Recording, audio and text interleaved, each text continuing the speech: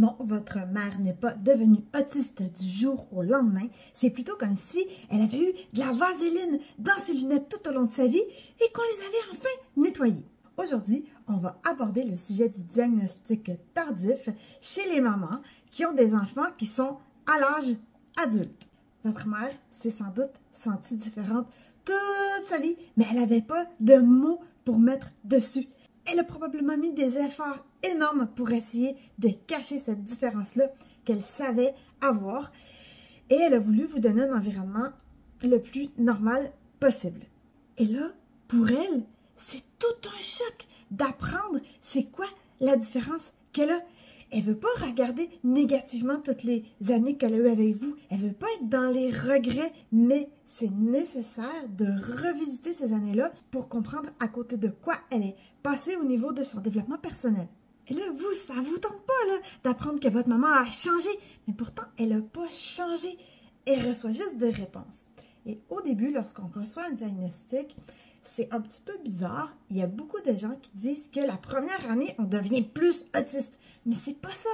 C'est que on a des nouvelles informations avec lesquelles on est maladroit et on ne sait pas trop comment s'y prendre parce qu'on veut laisser sortir certaines choses qui nous appartiennent, mais comme on ne l'a jamais fait, on a de la misère à gérer de quelle façon ça sort. C'est comme quand tu apprends à verser de l'eau dans un verre, quand tu es enfant, ben au début, ça coule partout. Mais à un moment donné, tu apprends comment l'eau se comporte et tu arrives à maîtriser ça. Mais au début, c'est un peu n'importe quoi. Et là, il y a deux choses qui peuvent se passer. La personne peut avoir envie de pas du tout en parler. Elle le nomme et ça reste là. Et là, ben c'est sûr que ça peut être un peu désagréable parce que vous n'aurez pas de réponse. Mais il faut qu'elle l'intègre. Ce qu'on voit le plus souvent, par contre, c'est quelqu'un qui a besoin d'en parler beaucoup, parce qu'elle a passé des années à retenir, des années à garder ça à l'intérieur. Et là, il faut que ça sorte. Mais elle veut pas briser le lien avec vous. Elle veut pas être différente. Elle hésite entre être elle-même et vous permettre de rester confortable avec une vision comme vous aviez de votre mère précédemment. Et c'est déchirant. Et là, elle sait qu'elle n'a plus le temps. Là. Elle n'a pas 10 ans, 15 ans en avant d'elle pour que tout ça se tempère. Peut-être qu'elle ne vous voit pas si souvent que ça.